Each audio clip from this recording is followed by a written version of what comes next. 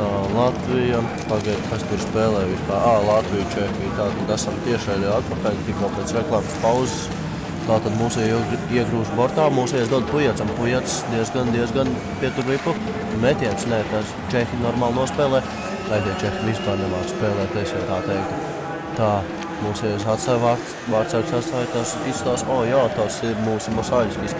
Kas tur skrien, es teiktu, Vasīļevs, nē, bet tagad ripu Ņižvīs. Ņižvīs, paužu un tehniskas meistars Pujoheri. Atkal pakašam ripu.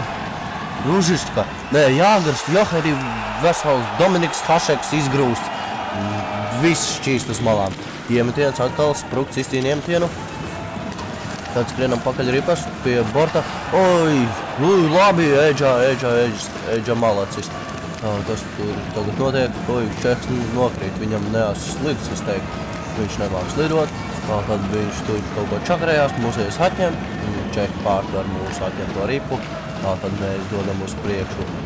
Es neredzu numurs, Johaidī. Metiens, vārtu stāps Sprukts.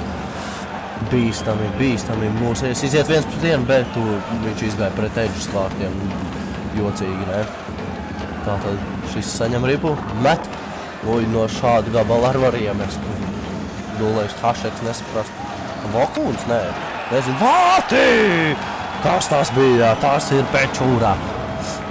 Jānis Sprukts, šeit redzam iepriekšējā epizode, ka Jānis Sprukts trafīja pa vārtu stabiņu.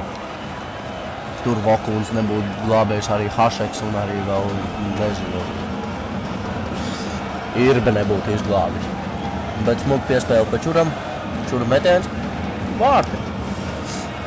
Kur man čipši? Atnesit man čipšus, interesants hokejs iet. Izvirzījušies vadā.